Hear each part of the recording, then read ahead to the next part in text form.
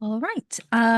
Good evening, everyone. I'd like to formally welcome members, officers, and any members of the public who are joining us virtually this evening to tonight's Planning Control Committee, which is the last of this civic year.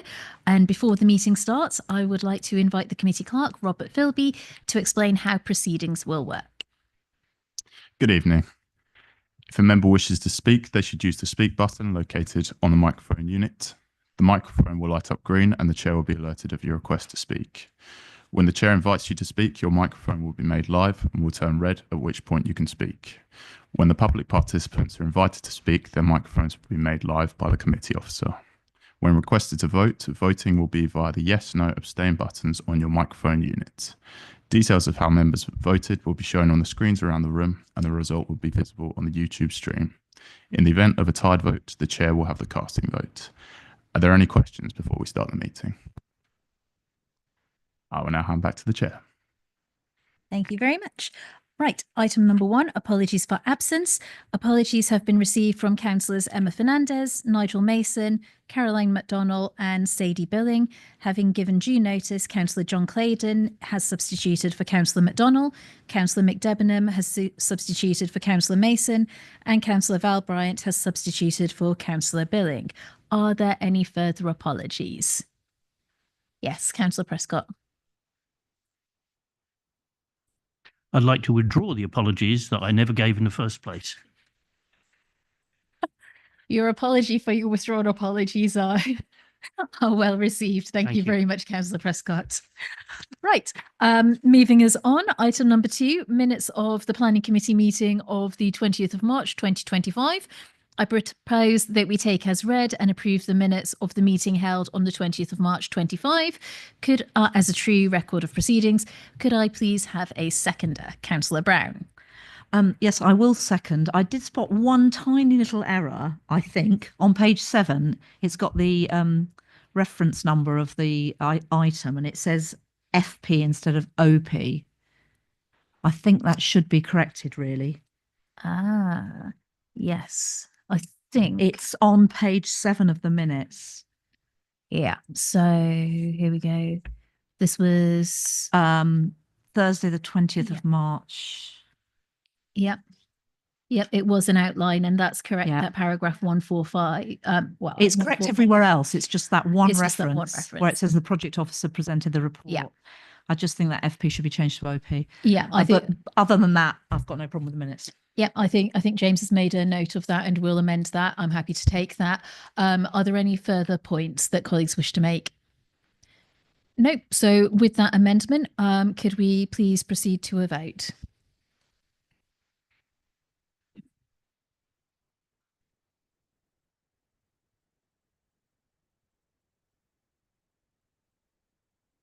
That motion is carried, Chair. Great, thank you very much. Item number 3, notification of other business. There has been none. Item number 4, Chair's announcements. In accordance with council policy, this meeting is being recorded. The recording will be available both on the council's YouTube channel as well as on the council's ModGov site alongside the documents from tonight's meeting. Declarations of interest. Members are reminded to make declarations of interest before an item, and a detailed reminder about this and speaking rights is set out under the Chair's announcements on the agenda. Section 4.823A of the Constitution, for the purposes of clarification, in order to vote on an agenda item at this meeting, a member must be present for the entirety of the debate and consideration of that item. If a member leaves the room at any point of the item, they will not be able to vote on it. Number 5, public participation. We have no public participation this evening, which brings us on to our first substantive application, which is item number 6, planning reference 24/02624/RM, land at Heath Road, Breachwood Green, Hertfordshire, SG4 8PL. I'll pass over to Tom Ray to present. Thank you, Chairman, and good evening, everyone. I do have just a couple of updates for the meeting this evening, and that is firstly, we've received an amended landscaping plan which has included the boundary treatment for the site, mainly in the form of a 1.8 metre high close bordered fence along the north, south and western boundaries of the site. Members will note that a paragraph 4.3.26 in the report, I'm suggesting that we add a boundary treatment condition, but because we've received this plan now, that condition is no longer necessary in my view. And secondly, we've received an amended site plan, which also provides details of a 2 metre wide green corridor along the northern boundary of the site, as required by condition 8 of the outline permission. The Highway Authority have stated that they raise no objections to these details. There are no other updates to report, Chair, so if I could go straight to the slides, please.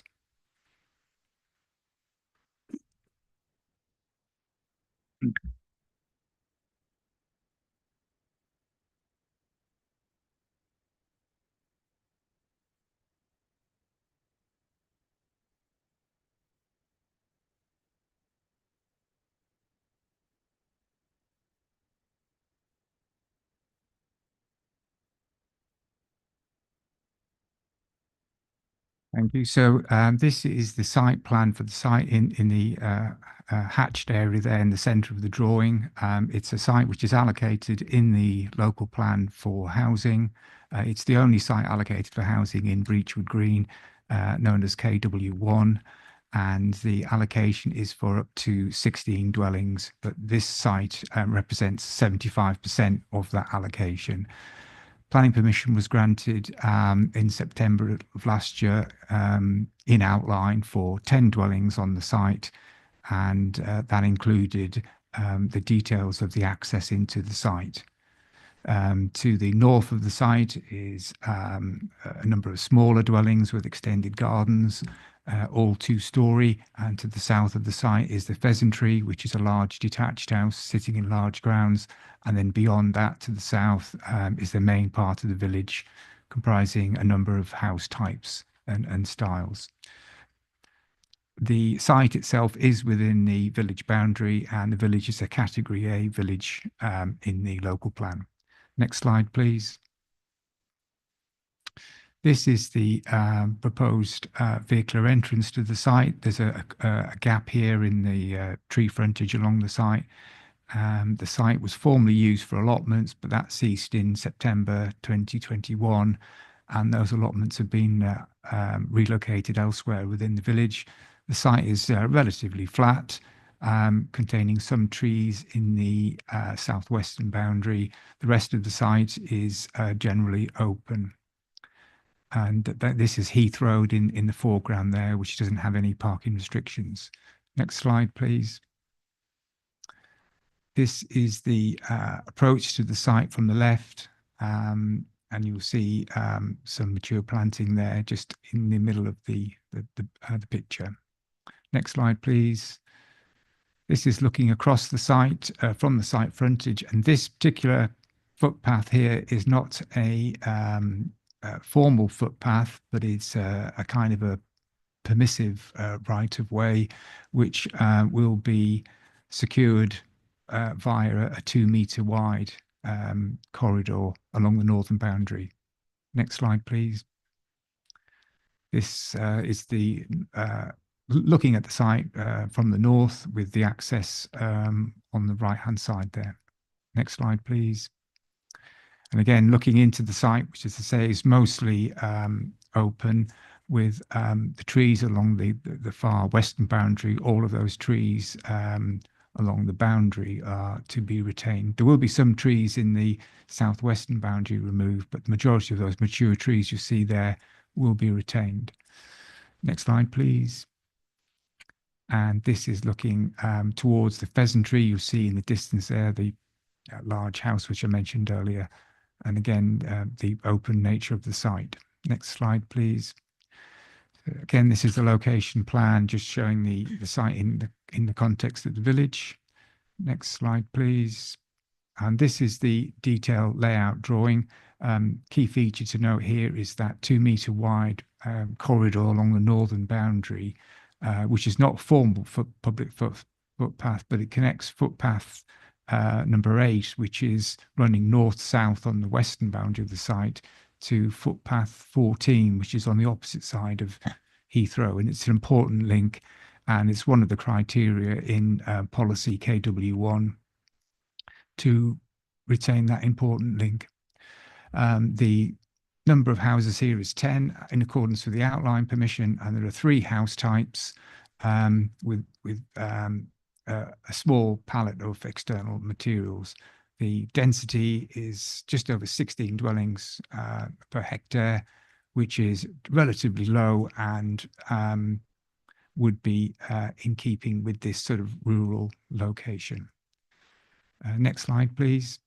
And this, just going through here, the 3 house types. This is one of them. They're all gabled roof dwellings with no accommodation at second story level, in other words, within the roof space. So they're traditional 2-story houses with a traditional 5.5 meter eaves line, and the maximum height varies between the 3 house types of between 9 and 9.3 meters. Next slide, please. This is one of the other house types. Can't see the detail on this drawing here, but it's in the report, the types of materials to be used, mainly dark facing brick and plain tiles. Next slide, please. And this is the 3rd house type, slightly different, with a lower roof above the garage and 1 small dormer. And again, similar materials and fenestration as the other 2. Next slide, please. And these are the garages, 2 different types of garages. Both of these are within the recommended 7 meters by 3 meters measured internally standard, as in the car parking standards SPD.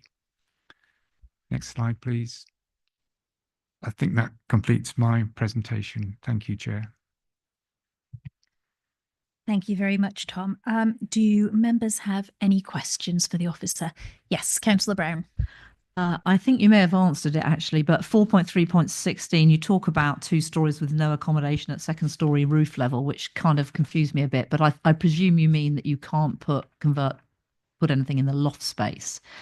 But there's no removal of PD rights. So under the conditions, I couldn't see that. So is that a possibility that extra rooms could be put into that roof space? Just double check, because that condition should be on the outline permission.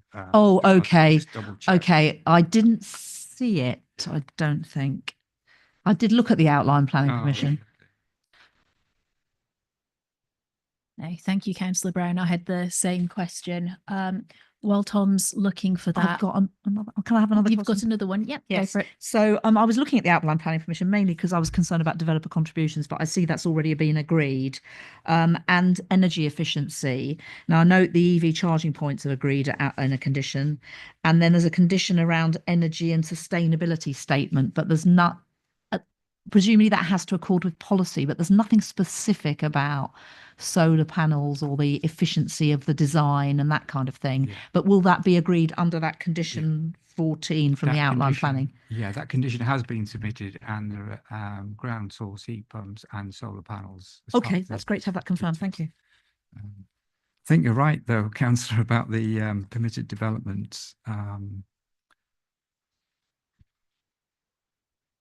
Just checking the outline permission. I don't seem to see that anywhere.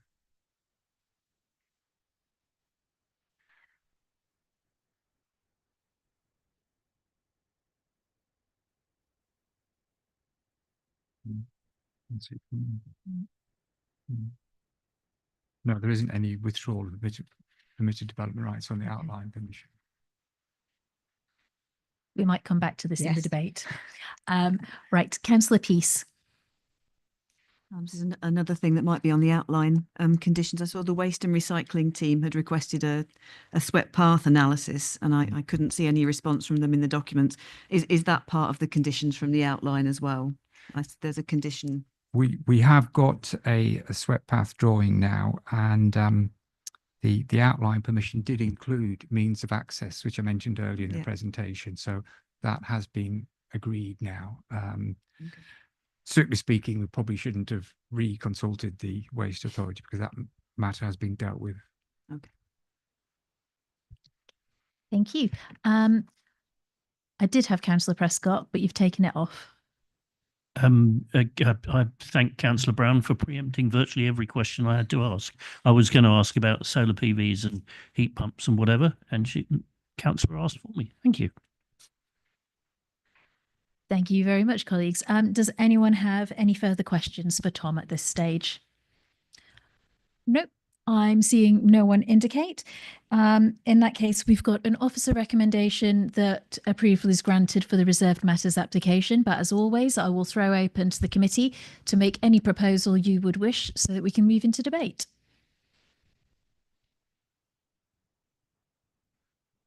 Yes, Councillor Brown. I propose we grant this permission. I think it might be worth having a discussion about the permitted development rights and whether we wish to remove those, but I'll leave that to the committee to decide. I'm not actually going to propose that at this stage. No, that's okay, thank you.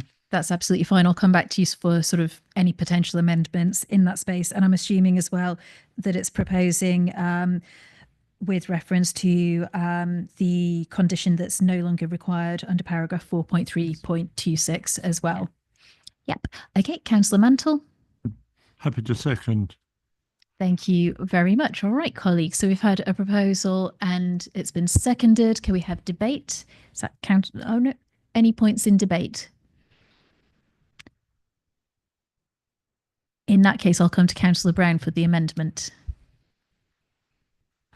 So I think on balance, I mean, I feel a bit ambivalent about this, whether we should remove permitted development rights, because providing they're sold as and built as stated, that's fine. And then people who move in could apply for planning permission to convert their lost space if they wished.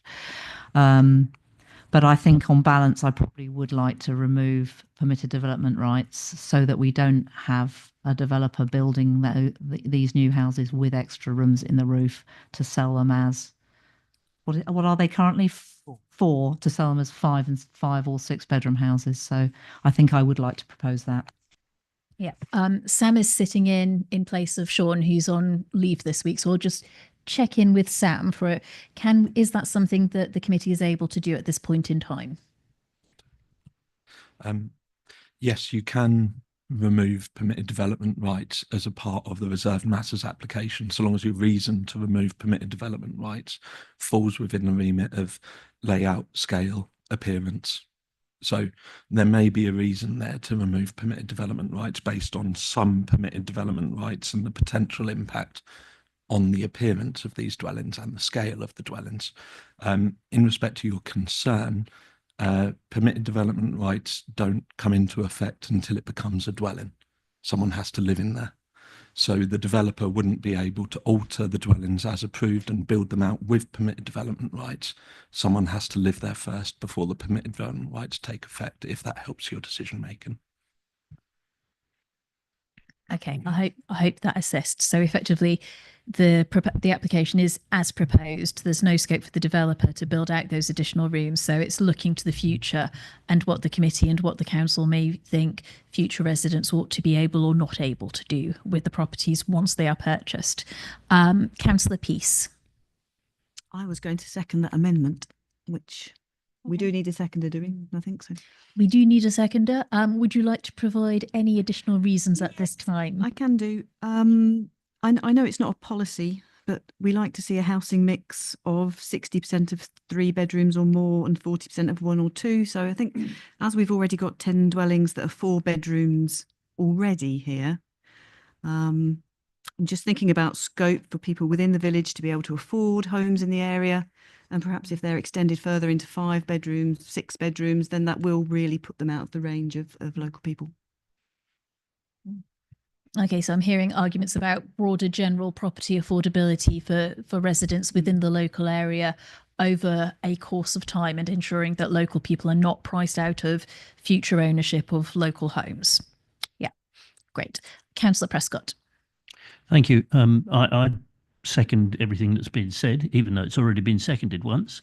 But I would also add that adding additional 1 or 2 bedrooms to each property, which potentially could be the case, will significantly increase the number of vehicles that will be parked there and add to congestion.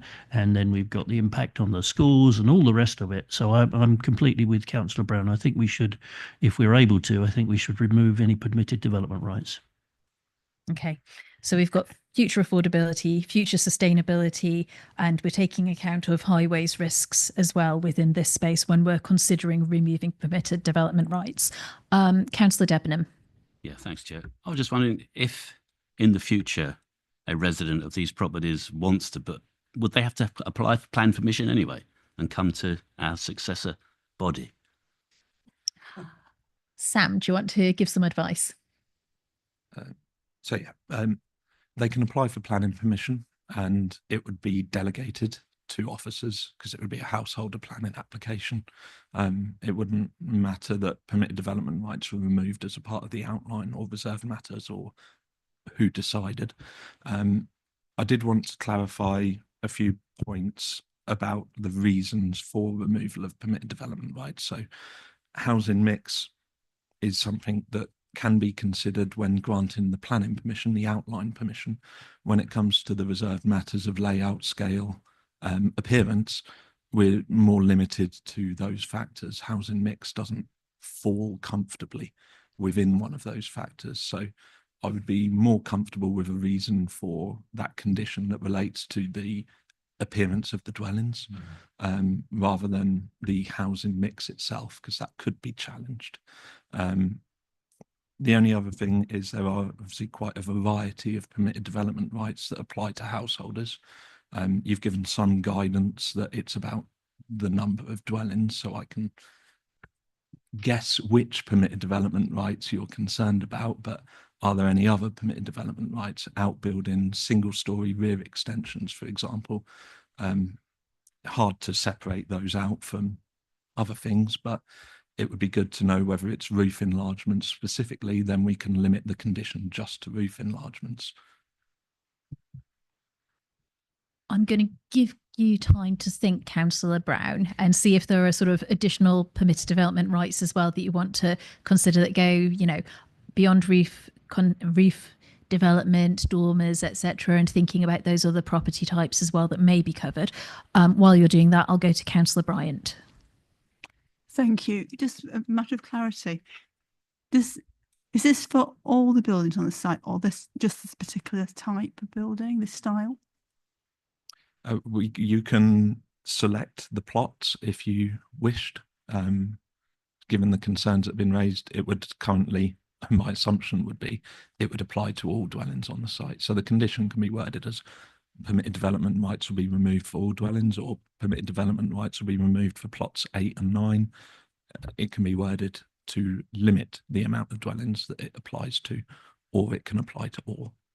Chair, could you possibly ask Councillor Brown?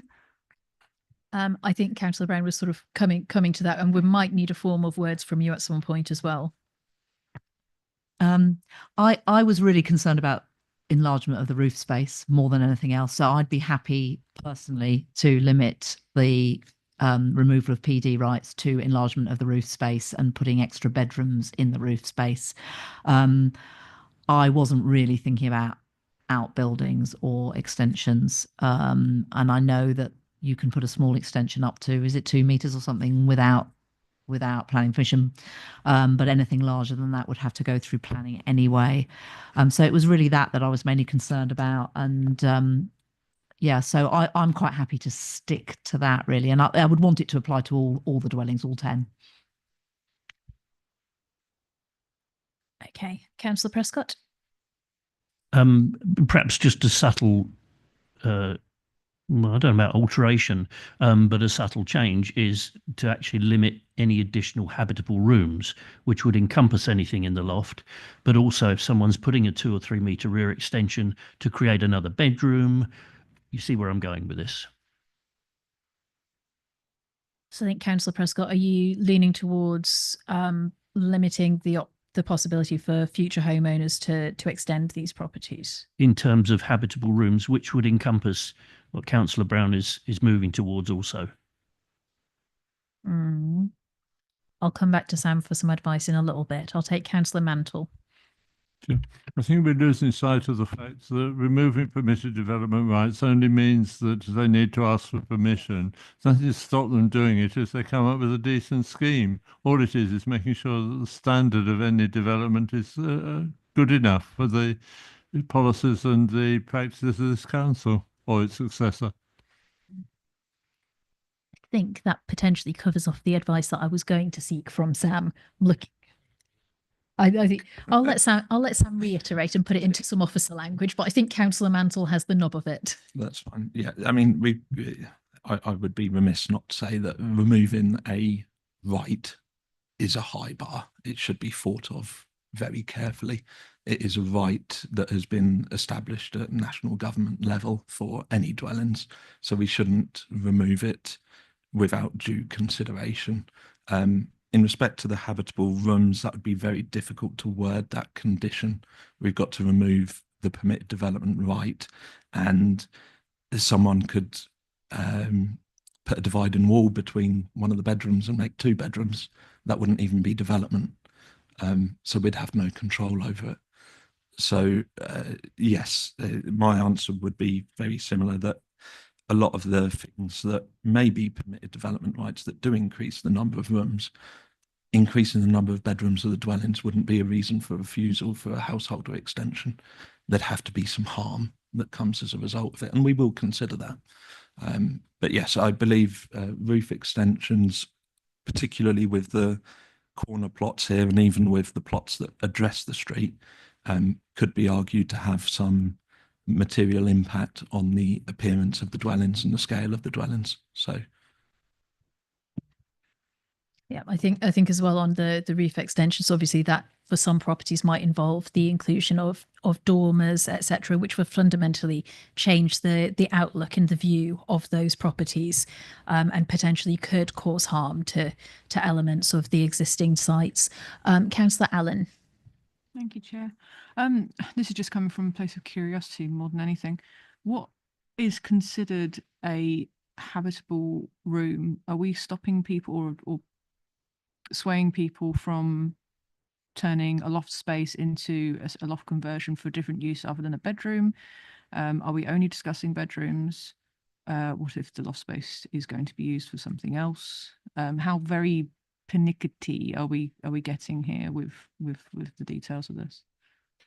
So I think Councillor Brown's amendment is effectively to remove permitted development rights for the enlargement of roof space. So that point that Councillor Prescott was raising around habitable rooms kind of falls away. And as Sam and Ian and Councillor Mantle have indicated, it's not really something that the committee is able to intervene or codify in a way. So we would be looking purely at removing the right to enlarge the roof space rather than specifying habitable rooms, because that's something that is beyond the scope of what we can do in this space. Right. Looking around, colleagues. So are there any further points or queries on the amendment that's been proposed by Councillor Brown? Nope. And I'll just double check with Councillor Brown that sort of wording that I gave around the removal of permitted development rights for enlargement of roof space of all dwellings. Yeah. Is that effectively the spirit of what's been proposed? That's what I'm proposing, yes. Excellent. All right. So that's the proposed amendment. I'm not seeing any further points of debate on that. So we need to move to a vote on the amendment, please. Oh. Councillor Mantle willing to accept it. Councillor Brown. Oh, of course. The initial. Are you happy to, as the seconder, Councillor Mantle, are you happy to accept that wording? Yeah. Earlier that it's only just changing the process which would be necessary. Yeah. No. Excellent. Thank you very much. Quite. All right. Could we have a vote, please?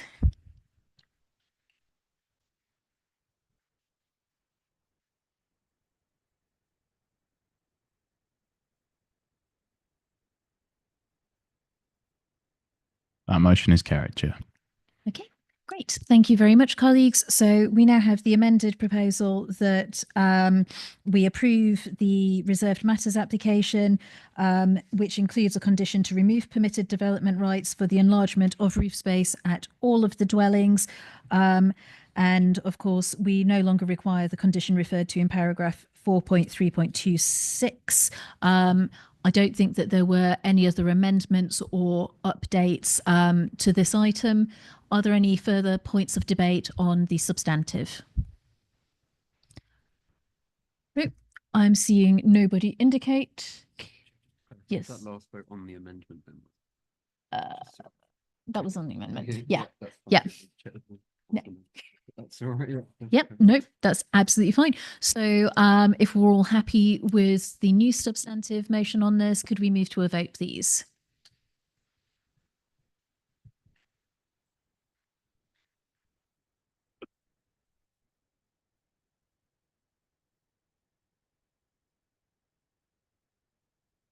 That motion is also carried, Chair. Thank you very much.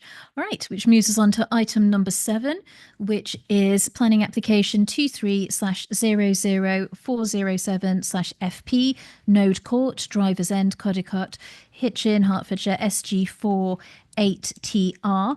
Members will also note that item number 8 on tonight's agenda is the listed building consent, which sits alongside this full permission application. Melissa is going to present both the full permission and the listed building consent in a single report. I'm happy to take questions on both items and the debate on both items conjoined, but we will obviously have 2 separate votes, one on the full planning and the other on the listed building consent issue. Right, so I will pass over to Melissa for the report. Thanks, Chair. Good evening, councillors. We've received a representation today from number 2 Drivers Lane. It reads as follows. My main reason to object to the planning is the state of the single narrow lane with few passing places that flood every time it rains and can be up to a foot deep until it drains away over a few days. With extra dwellings that's proposed is to being built is going to be very difficult to navigate the lane with all the extra traffic this development will produce. The lane is too narrow to take this extra traffic. There is no pathway for pedestrians and is totally unsuitable for lorries as they get stuck on meeting any traffic that blocks the lane for lengthy periods. We are looking forward for the Node Court to be put back as it should be, but the vehicle access has to be sorted first. So that's that representation. Other updates is along with the changed outline in the addendum that you've had earlier today, an additional condition for visibility displays and a change to the resolution to grant subject to section 106. I have a couple of extra changes. The wordings of 2 conditions on the listed building application recommended by the Conservation Officer. So condition 2 of the listed building application proposed to have the midden added. So it will read, Node Court together with the midden shall be rethatched using Norfolk reed with wheat straw ridges and not combined wheat reed unless otherwise agreed and approved in writing by the local planning authority. And condition 3 changes the dairy to Node Court just for consistency. So the condition will now read, prior to the occupation of any units, the thatch walkway linking Node Court with the midden shall be refurbished and confirmation of the completed work shall be submitted in writing to the local planning authority. So that's the end of my update. So if we can go to the presentation, please.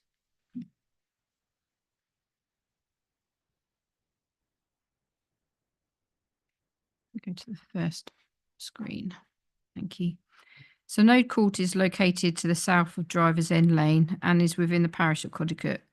Node Court is Grade 2 listed and was constructed in 1928 as a modern dairy. It has since been converted to an office use and suffered extensive fire damage due to an arson attack in 2015. The building itself is positioned centrally within the site and is situated by a central access which extends to the east side of the building, leading to a large car park area which serves both the Node Court and associated single-storey building to the rear known as the midden. Grassed areas surround No Court, and a landscaped and tree-lined belt is situated between the front of the building and driver's end lane. Next slide, please. So the next couple of photos are just pictures from Google Maps of driver's end lane, just to show you the extent of driver's end lane and the mature hedging flanking both sides. Next slide. So this is a little bit further on from the access, looking towards the B656 with the footpath, public footpath, just in the middle of the screen there. And next slide, please. Again, this is a little bit further on towards the B656. Okay, next slide, please. So this is the existing access, which is a Belmouth entrance that facilitated the commercial use a bit prior to the fires. And next slide, please. So this is within the site, looking out towards the access. As you can see, there's a bridge feature in the middle, which is over an existing pond, which is to be retained. Next slide, please. So the next few photos are of No Court building following the arson attacks. Next slide. And the next slide. So this is looking at the eastern boundary with No Court entrance to the left. Next slide, please. So this is the main entrance into the courtyard of No Court. And next slide, please. This is taken within the courtyard in the middle of No Court. And next slide. And again, a different view of the central courtyard. Next slide, please. And again, another view. Next slide. So this is the Midden building. Again, was part of I think a second arson attack on site. And next slide, please. And this is a more recent photo of the Midden. Next slide. You can just about see the frame of the walkway, which is also listed and which was previously thatched, which is part of the development. And next slide, please. This is, you can just see No Court to the right. Just beyond that hedge in the middle is where the terraced of 6 dwellings will go along the western boundary. And next slide, please. So this is what No Court used to look like before the fire. I'm not quite sure of the year, but and next slide. And again, another picture of the main entrance with the bridge in the foreground. Next slide, please. So this is the proposed site plan. As you can see, No Court is located in the centre of the site with landscaped areas to the north on the front boundary with access way in the middle and parking at the front of No Court either side of the central access into the courtyard. The road leads round to the east of the site with a row of terraces along the eastern boundary and the Midden located in the southeastern corner. Landscaping and shared amenity areas are located to the southwest corner. Refuge store buildings are located on the site, 2 located at the front of No Court and 1 to the north of the terrace properties. These will be oak framed with cedar cladding and a smaller unit for the Midden. A cycle store is also located to the east of No Court along the access way to the east. Again, oak framed with cedar cladding. Next slide, please. So the next few slides are of the elevations of No Court with the re-established thatched roof. Next slide, please. And another slide. With more elevations and again. And again. Okay, so these are the floor plans. So No Court will facilitate 8 units, 3 2-beds and 5 3-bed apartments. Next slide, please. This is the first floor. And next slide. And the roof plan. Next slide, please. So this is drawings for the Midden.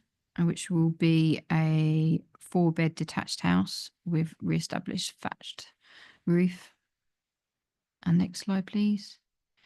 And these are the proposed floor plans and elevations for the new terrace of 6 2-bed cottages.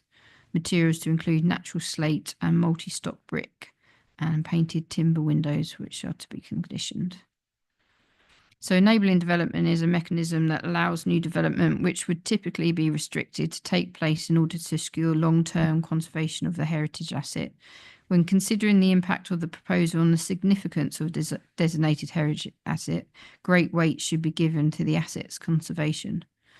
Following robust scrutiny and review, it has been independently concluded that it is not viable for the development and its associated heritage benefits to provide any affordable housing or Section 106 contribution. This is largely because of the relatively high build costs, including the reinstating of the large thatch roof to no court. The additional development massing for the new build properties does, however, improve the overall viability of the proposal to the minimum degree required to incentivise the build and associated heritage asset benefits. As outlined in my report, the proposed development conflicts with certain planning policies, particularly regarding greenbelt, heritage impact, transport and promoting alternative modes of transport, and non-compliance with national internal space standards. The heritage benefits of restoring the listed buildings, which are in danger of complete loss following the arson attacks, outweigh the policy non-compliance and harm. The financial viability provided with this application supports that the enabling development is the minimum required to achieve benefits, and on balance, the proposed development is acceptable and considered to comply with the provisions of the local plan policies and national planning policy framework. And where it does not, other material considerations indicate that the decision should be taken otherwise than in accordance with those policies. That's the end of my presentation. Happy to take any questions or clarifications. Thank you very much. Do members have any questions that they wish to raise? Yes, Councillor Claydon. Thank you for the presentation. Thank you, Chair. Have any other serious proposals been put forward in terms of uses for the site that we're aware of? Okay. Just for the benefit of YouTube and the recording, Oh, sorry. The officer shook her head. No. I think that was a straight no. Councillor Peace. As somebody who owns a thatched property, those photos are the stuff of nightmares. But I wanted to ask about the terraced housing. At 4.3.37, you say that they are not compliant in terms of the area that they should be. And this is a question I really wanted to ask the applicant, but they're not here. So do you know why they're not of the size they should be? There was a lot of conversations with the conservation area officer in that there is harm. Those terraces cause harm to the listed building in its setting. So it needs to be, can't be too big, because the bigger they are, the more harm they create. So there's a balance between the space standards and the harm to the listed buildings. So I hope that kind of answers the question, and that's kind of like part of the reason why, for the purposes of the discussion we're taking, the presentation around the full permission with the listed building consent, because those points from conservation kind of feed into some of the balancing act that we need to do when we're considering the full permission on this one. Councillor Tyson. Thank you. Yes, I was just wondering about the position with the highways comments, and I was a little bit confused about some of the apparently conflicting statements there about the accessibility and the use of driver's end lane being such a narrow lane, and whether in fact that's even a material planning consideration at all. And then on a related note, are we anticipating, if approval were granted, that there would be a construction traffic management plan forthcoming to explain how they're proposing to access a construction site there. Highways didn't provide any conditions along that. Is that something that we can condition?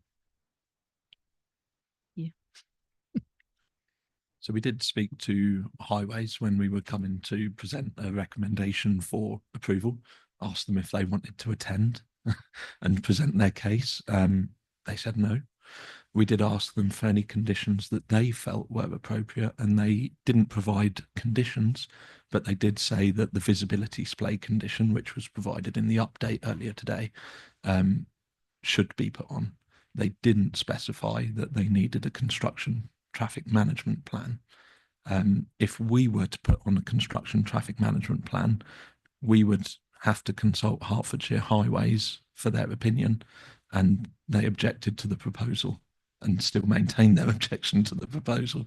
So whether they would ever agree a construction traffic management plan would be up to them, but it could provide difficulties for the developer moving forwards if they're held with a standing objection from Highways on a condition that we've put on, that we can't, well, we could discharge it without worrying about what Highways say, but we'd find it difficult to get technical expertise to assess that, the details provided with that condition. We can do it. We can try and we can get our best efforts, but it does put the Highways Authority in a difficult position, asking them to approve details for something that they objected to.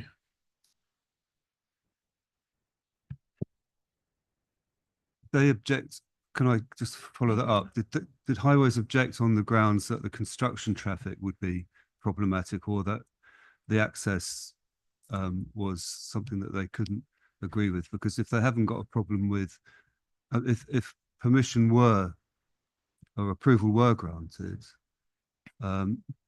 could Highways not be expected to produce a construction traffic management plan anyway? Yeah, yes, they could. I guess the main is that the Highways' reason for refusal were twofold. One was about visibility displays, which they've recommended a condition for. And the second reason for objection is that it's in an unsustainable location and is car dependent. They didn't raise anything about construction traffic impacts. So they're silent on that matter. I can't say to you or confirm that they don't have any concerns in respect to that regard, but I would expect them to have said, we need a construction traffic management plan when we ask them for a condition. When we do put on conditions ourselves and then ask a technical consultee their opinion on it, often they come back saying, we didn't ask for that condition, so we're not going to respond. It does put us in a difficult position. Yeah. So essentially, because Highways has issued that flat objection to it, we've got no assistance, no technical support, and it might be very tricky to get the detail that we would need to support that sort of detailed condition at this point in time. I think there might be points around this that members may wish to come back to you when we consider the proposal and the debate on the item. But if there are any further questions or points of clarification on that, I'm happy to take them in this part as well. Councillor Brown. Well, my question was also on Highways, slightly different tack though. So I noticed in one of the objectors says that they didn't think the transport statement was fit for purpose. It's clearly a very small lane. However, this property did have commercial use at some time. So I just wondered whether the officer could comment at all about the comparison of the number of vehicle movements we could expect under this proposal compared with when it was under commercial use. Is it any different? Is it substantially more or less? Do you have any idea of what the comparison might be? I suppose obviously with a commercial use, you're potentially first thing in the morning and concentrated at end of play. So like, 9 till and at 5 o'clock. Residential is a bit more, not everyone leaves their house at the same time. Not everyone comes home at the same time. That's my only. So potentially that can make it more spread out. You Yes, could argue, you or could you could argue that it's more movements all through the day. I think you could take two views on that. Yeah. But that very small lane with passing places has been used for commercial use in the past, but it does look very narrow. And just coming back to the highways point, I presume you as officers worked as hard as you could to get highways to remove that objection, and that wasn't possible. Okay, and then one final question about, just to clarify I've got this right. So regarding the S106 and the affordable housing, there's a whole table of what would be recommended, but my understanding is that is being waived on the grounds that we're getting a restoration of a heritage listed building. Yes. And that's the ballot, that's the offset. Yes. So yes. Okay, thank you. Yes. Thank you very much. Councillor Bryant.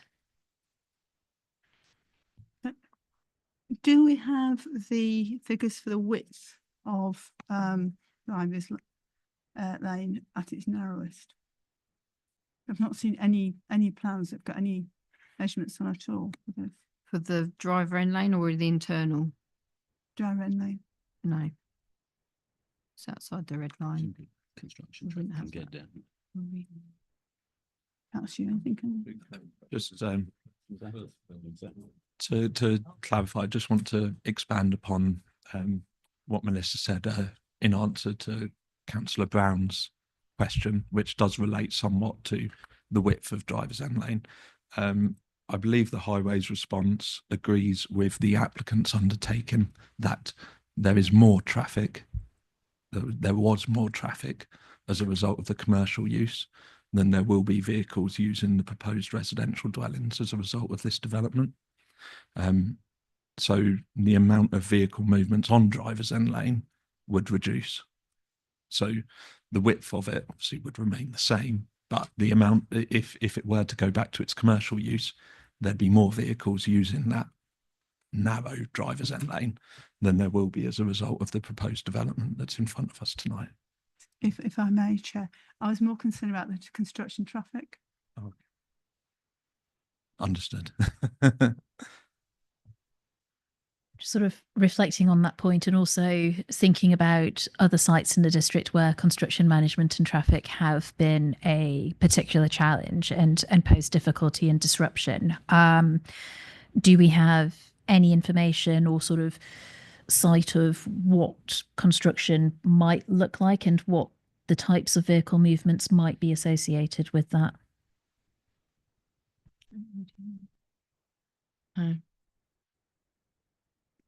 No, thank you. So there's no additional information or light that can be shared on the construction phase at this point in time. Councillor Mantle. Who else would be affected by any extra traffic on the lane?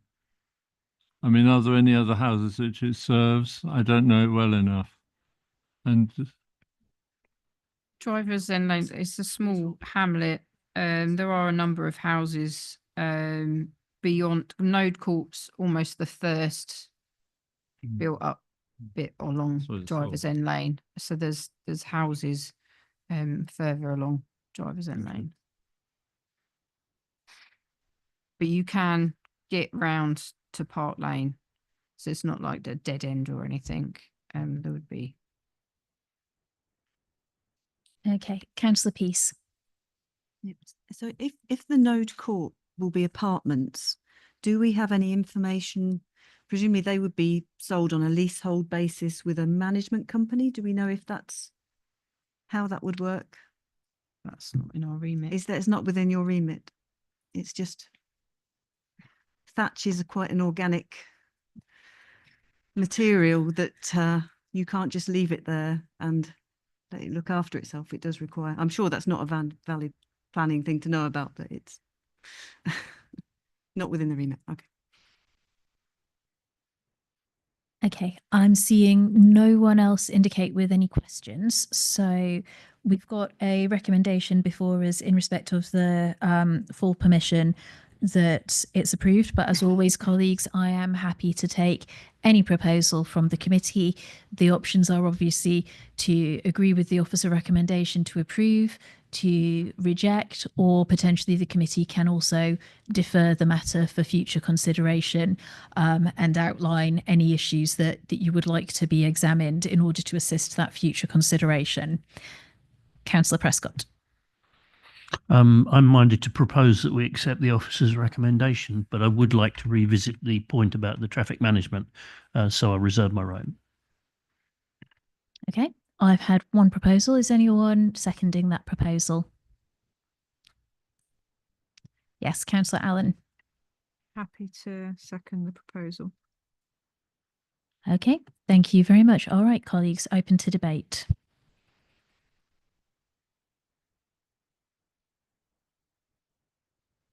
Yes, I've just been reminded as well. I'm assuming, Councillor Prescott, that proposal includes the additional recommendation and the condition in respect of the visibility splays that are in the supplement. It goes without saying. And Councillor Allen, I'm assuming that you also seconded that. Yes. Okay, great. Thank you very much, colleagues. Okay, happy to take points in debate on this item.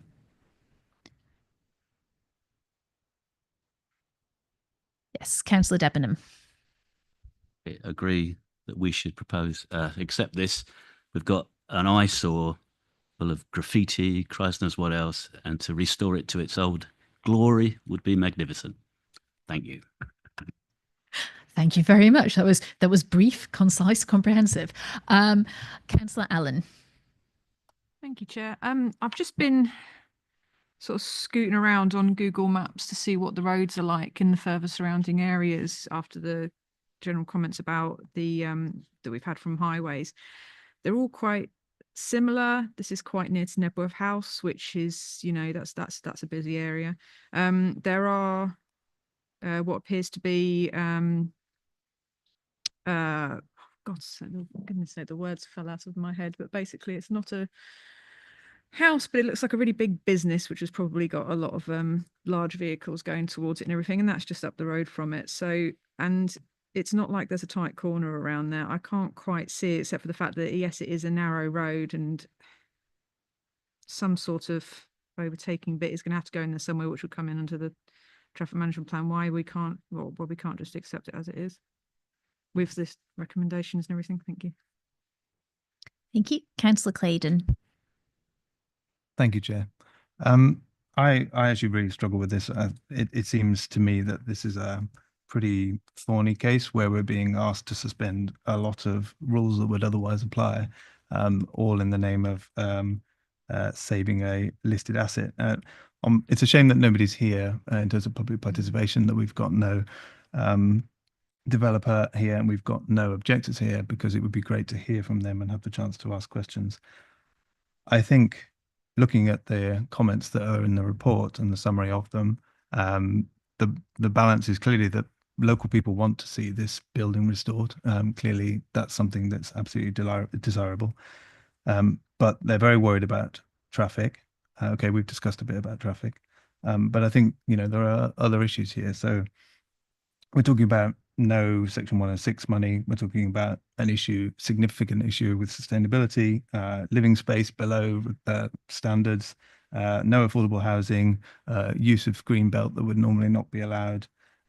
There's quite a long list of things that we're being asked to suspend in order to sort of wave this through. I struggle with that, and I think there is an issue with whether we're setting a precedent that we really don't want to be setting. Who's to say that somebody else comes along and says, well, I can't afford to give you any Section 106 money either. It's not viable otherwise. I accept that independent assessment of viability has been looked at, and I think that's good. We have that that advice, but I think it feels quite problematic to give up on all of those things that would normally be requirements in order to well, it seems that this is why I asked the question earlier about whether there's any other option being put forward by anybody at any time. The answer appears to be no. It's difficult to say that we should give up on this building, which is clearly has been and can continue to be a very interesting building of important significance. but it's a shame that we're in a position where we have to let all of these other things go in order to achieve that. No, I absolutely hear what you're saying. Members will note that at 2.0 of the report, we've got a summary of the site history, which also includes a number of previous applications which were withdrawn. I'm going to quickly check with officers. Do we know the reason why those past applications were withdrawn? I guess they were my applications. I should probably answer. They weren't withdrawn whilst I was in charge of them, but I imagine they were withdrawn because the evidence wasn't quite robust enough for us. So we didn't have robust enough evidence that it was the minimum amount of harm, the absolute bare minimum amount of development required to necessitate and encourage someone to restore the heritage asset. And that was my problem with it when I had it the first time. Now Melissa's had it, we've had it checked by DS2. We've negotiated the removal of 2 of the units that were proposed because they weren't necessary. We've reduced the amount of harm to the heritage asset to the minimum possible, whilst notably Councillor Peace having a small negotiation about housing standards. So this has now been accepted. The evidence has been accepted that it is an enabling development case, and the bar for evidence for that is necessarily high because it has to be an exceptional case. Okay, I hope that goes some way to assisting. I appreciate it doesn't answer all of your concerns, Councillor Claydon, but I hope that provides a bit more insight for colleagues. Councillor Peace. Yeah, well, I very often find myself agreeing with Councillor Claydon, and he just said absolutely everything that I was thinking. I just wonder at what stage we should let a building like this go, and whether the plans to restore the building outweigh the fact that we'd be providing 6 homes for people to live in that aren't big enough. And I also find this a very difficult decision. Thank you. Councillor Bryant. I'm now third in line to say the same thing. I think there are a number of red flags on this application, and certain pieces of information which are not available. It's a very difficult decision. Okay, Councillor Brown. Just want to agree with my colleagues that I find myself in a very difficult position too. It clearly the site is an eyesore. It needs something doing with it. To restore it to its former glory would be great. Personally, I don't have a big issue with the number of units to enable the development. I think an enabling development is a good way forward for something like this. And I would almost rather see more units added on to that terrace to enable us to provide affordable housing and some Section 106 contributions. Personally, I would find that easier to support than waiving all of them in their entirety. So I find myself in a very difficult position because this has obviously been going on for some time. 2015 is quite a long time ago. What's 10 years ago? And it's still, and I don't have a huge issue. I mean, I think that the traffic management plan issue, I do concur with my colleagues, but I don't have a huge issue on the extra number of vehicle movements because I'm not convinced that would be more than when it was in commercial use personally. But I do have an issue with affordable housing and Section 106 contributions. And yeah, I think it's a really difficult one. So I'm not quite sure what I'm going to do yet. Still remain open to being convinced one way or the other. Now, and I think on a site like this, the benefit of having the applicant present to support would have aided the committee greatly in reaching a robust decision and perhaps answering some of the questions and concerns that colleagues have raised tonight. I think the challenge that we have with this is it's an enabling development which brings that very interesting listed asset back into use and has the associated benefit of obviously dealing with antisocial behaviour, fly tipping, etc., within that particular location. But then we do have those wider policy challenges that colleagues have identified to balance as well. So the question is, where do we place the priority on an enabling development versus those policy considerations and the type of design and building that we wish to see across the district moving forward? I haven't reached a view on this particular application myself at this point in time. I do have concerns both ways on it. I think it is a beneficial application. I understand the developers' reasons around viability. I'm pleased to see that there have been really robust discussions around viability to get us to a point where it's been possible to bring an application forward to committee. The question is whether it's possible to go further. On Councillor Claydon's point around precedent, as we've said many times in this space, the Planning Committee determines each application on its own individual merits, and we weigh up the evidence and the harms in accordance with the planning balance. We are not bound by any particular precedent because we do not set precedent in this space, and we will determine future applications that come forward in similar spaces on their own unique individual merits. So any developer that looks at what the committee may determine on this application tonight and think that that gives them carte blanche to do something similar and make a similar case should be advised that that is absolutely not true, and future committees will take that application on its unique merit. Councillor Prescott. Am I able to add my final words? Is anybody else going to? I have Councillor Debenham also indicating, so if you wish to exercise your right to speak once colleagues have finished, I will come back to you. Thank you. Councillor Debenham. Thanks, Chair. Are there grounds that we could use to defer this to say that we need the developers here? It's in their interest to get this passed. Can we come up with a choice of words as to a reason for deferring it? And I think members of the committee have expressed, from what I've heard, concerns around whether perhaps the design and build of the site could be increased to provide more units or additional large units as well in order to enable the development and the restoration to occur and be slightly more policy compliant. I think the challenge and the counter that we may face to that is the advice from our Heritage and Conservation Officer around the harm that enlarged terraces might have, because as Melissa indicated in the report, that particular layout and the size determinations of those terraces was done in consultation with Heritage, and the purpose of this application is to enable the restoration of a very unique, very interesting listed heritage asset. So there is a risk that if we deferred it, we might be open to challenge, and equally any application that came back to the committee following a deferral could result in us considering the exact same item as we've currently got before us, because it's not possible to satisfy the heritage concerns while providing that larger, more policy compliant and adaptable living space for future occupiers. So I am happy at this stage. We've had a proposal to approve that's also been seconded.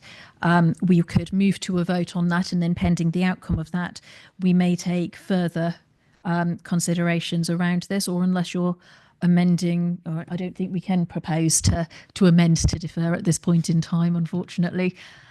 So it's going to be a case of we either accept the motion to approve, subject to the conditions that have been referenced in the supplementary, or we vote against the proposal that's been made, and then going forward, the matter would lie within the developer's hands to determine whether or not they would wish to appeal the committee's decision or submit a future revised application as well.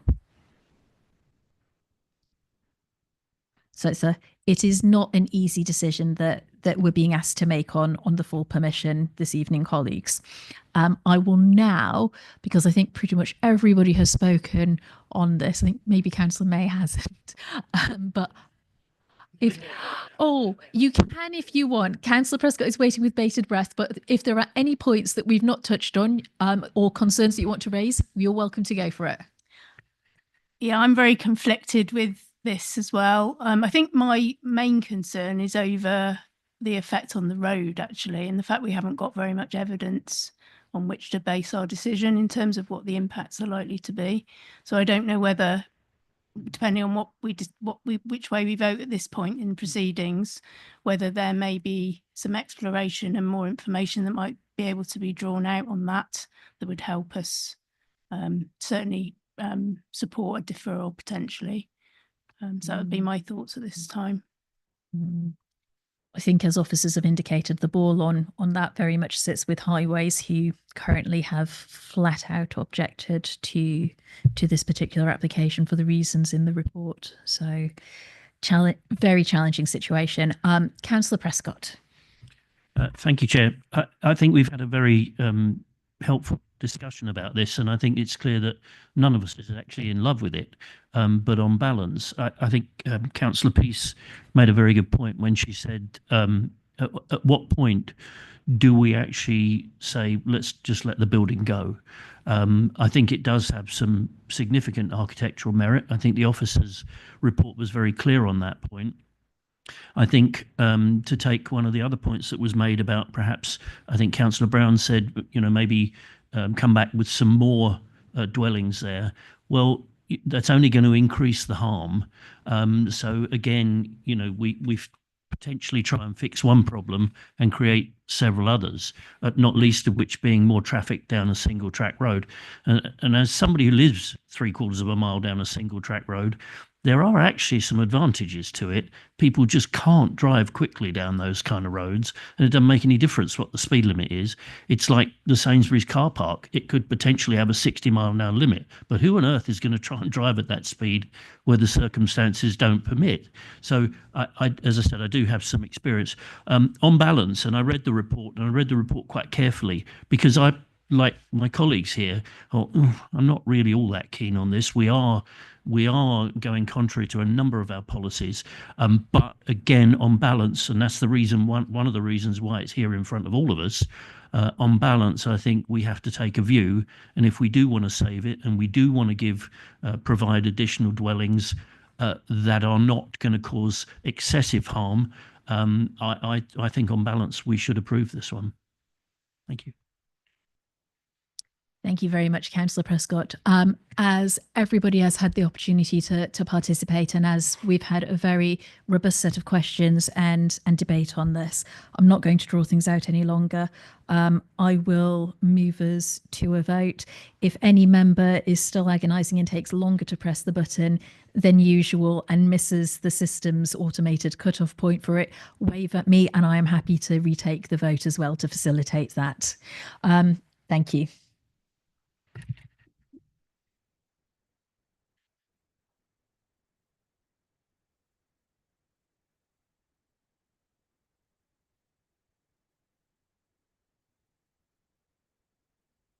That motion is tied, Chair.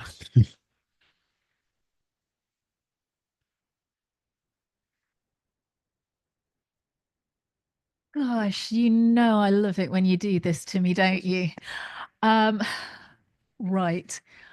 This is an item that I can see appearing in Pilotti's column in Private Eye at some point, because we have got that wonderful challenge of a fabulous listed heritage asset that is of particular unique character that has fallen into disrepair, has been vandalized and severely damaged by people who I don't know what they think they were doing.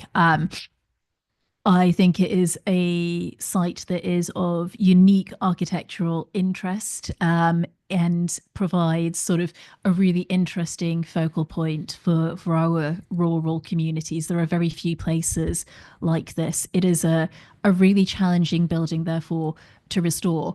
From the elevations and the designs that have been provided by the applicant, it appears that they are really focused on trying to bring this back into complementary use. Our heritage officers have not objected to this and have made their views known, which have been taken into account clearly by the applicant.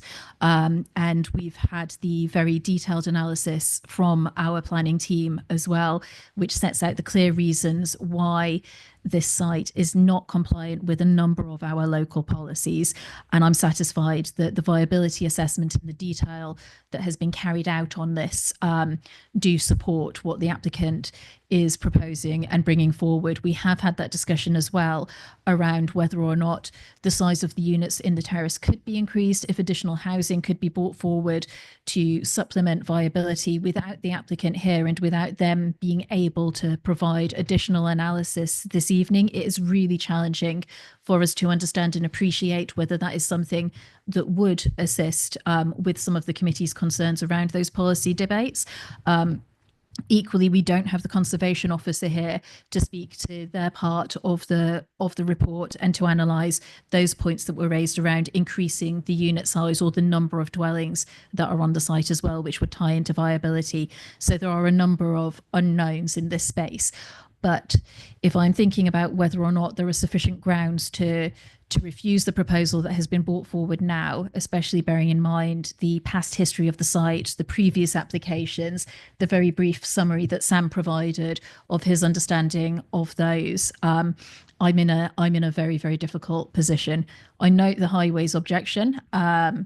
However, I'm also mindful that the site was previously in commercial use. Councillor Brown made points that were valid in my view around residential vehicle movements, and we do have a traffic assessment which has not been dismissed or disputed by other expert officers or bodies either. So I don't think there are sufficient grounds in respect of highways in that unique context, as opposed to the wider objection that highways raised to not approve it. Which leaves me in that challenging position that I think the committee has been in all night. And I have to draw a line under it and think about at what point do we let this asset go? Is this an asset that this committee should determine can be left, could fall into potential future disrepair, could cause future harm to the green belt and the rural character of this part? Or does this application bring a valuable listed building back into use and also contribute in a very, very, very, very, very small way towards this council's housing land supply?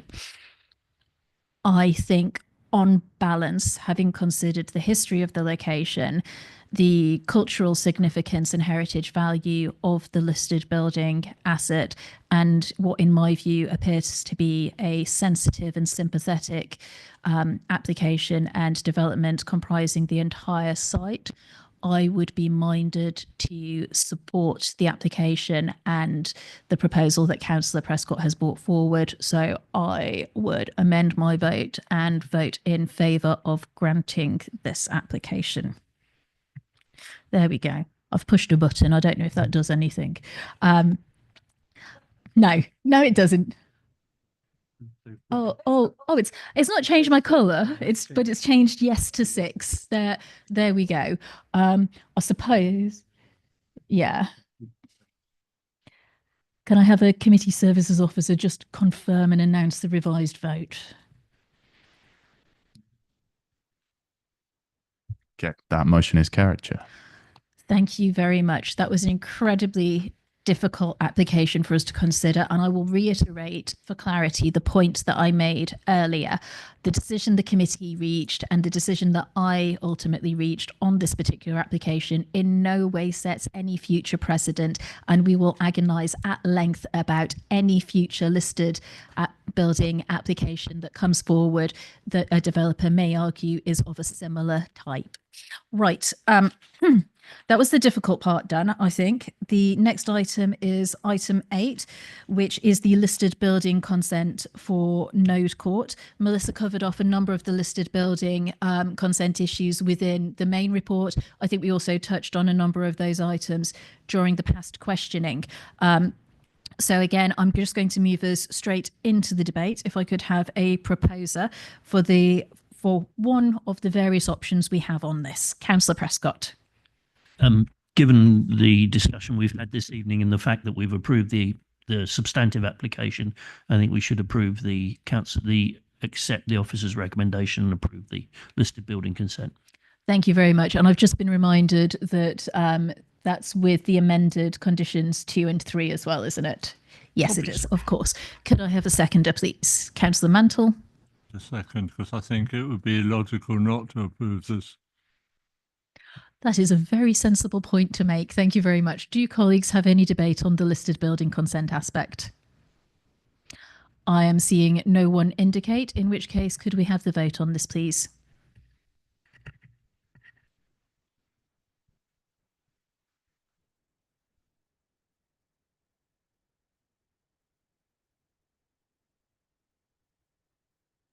That motion is carried, Chair.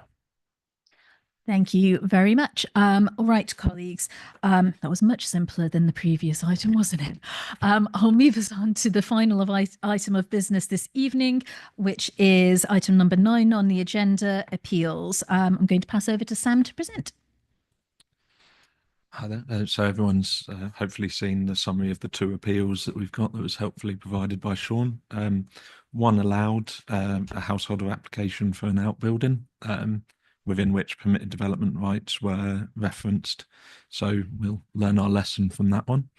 And the other one, a new detached dwelling, which was dismissed, which is good. Shows that we can still defend small sites on character and appearance of the area.